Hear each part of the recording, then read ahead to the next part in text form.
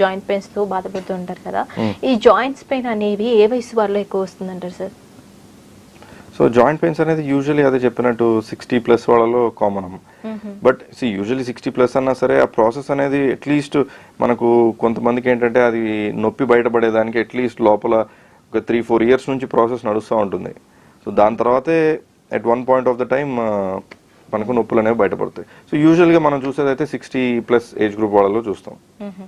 అయితే ఇప్పుడు చాలా మంది వర్క్స్ అంటే ల్యాప్టాప్ ముందు కూర్చునే వాళ్ళు అవ్వచ్చు, పదే పదే కీబోర్డ్ నొక్కడం వల్ల అవ్వచ్చు, లేదంటే ఇంట్లో ఉన్న ఉమెన్స్ కూడా ఎక్కువ వర్క్ చేస్తూ ఉంటారు కదా సార్ చేతులతో, అలాంటప్పుడు కూడా పెయిన్స్ రావడం అనేది జరుగుతుంటుంది వాళ్ళకి.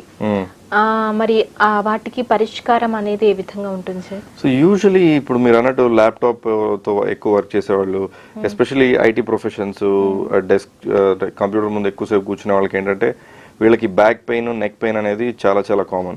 సో రీజన్ ఏంటి అంటే, ఎందుకంటే ఎస్పెషల్లీ మనం వర్క్ లో పడిపోయి మన పోస్చర్ అనేది సరిగ్గా మెయింటైన్ చేయం, ముందుకు వంగిపోతుంటాం, టేబుల్ హైట్ కానీ మన చైర్ హైట్ ఇవన్నీ కూడా కరెక్ట్ గా మెయింటైన్ చేయం.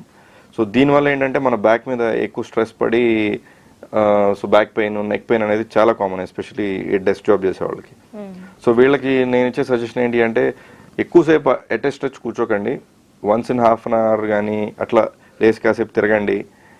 మీ చైర్ కానీ మీ డెస్క్ కానీ invest in them. So have a good chair, have a good desk and maintain appropriate height. ఎక్కువసేపు ఇట్లా ముందుకు పోకుండా కొంచెం చక్కగా కూర్చోవడానికి ట్రై చేయండి. సో అలా చేసుకున్నట్టయితే మనకు మన బ్యాక్ పెయిన్ అనేది రాకుండా ఉంటుంది. ఇవి చేయలేదనుకోండి, ఒకసారి ఫస్ట్ టైం బ్యాక్ పెయిన్ వచ్చినా సరే మన ట్రీట్మెంట్తో తగ్గొచ్చు, but you keep getting it, అంటే రిపీటెడ్గా వస్తూ ఉంటాయి మనం ఈ జాగ్రత్తలు తీసుకోకపోతే. అయితే ఇప్పుడు కీళ్ళ నొప్పులకు సంబంధించి మాట్లాడుకుంటున్నట్టయితే, కీళ్ళలో అంటే ఇప్పుడు ఏవైనా బోన్స్ విరిగాయి అనుకోండి సార్, ఇప్పుడు వాటికి జాయింటింగ్ అనేది ఏ విధంగా ఉంటుందంటారు? సో మనకి ఎప్పుడైనా ఫ్రాక్చర్స్ అయినప్పుడు కదా మీరు అడిగేది. సో ఫ్రాక్చర్ అయినప్పుడు దాన్ని ఇప్పుడు ఫ్రాక్చర్ అనేది ఏదైనా సింపుల్గా హెయిర్ లైన్ ఫ్రాక్చర్ అనుకోండి, సో దానికి ఏమి సర్జరీ అట్లా అవసరం ఉండదు, కట్టు కడితే సరిపోతుంది. లేదు ఫ్రాక్చర్ అనేది ప్రాపర్గా విరిగింది అంటే మటుకు డెఫినెట్గా దానికి ఏదో ఒక రూపంలో సర్జరీ. దాన్ని ఎట్లా ఫిక్స్ చేస్తామంటే డిపెండ్స్ ఆన్, అంటే మన ఎక్కడ ఫ్రాక్చర్ అయ్యింది అనే దాన్ని బట్టి మనం ఎట్లా దాన్ని ఫిక్స్ చేస్తాం అనేది ఉంటుందన్నమాట. ఏదో రాడ్ అయినా వేయాల్సి వస్తుంది, లేకపోతే ప్లేట్ వేయాల్సి వస్తుంది. So depends. సో ఎక్కడ ఫ్రాక్చర్ అవుతుంది దాన్ని బట్టి.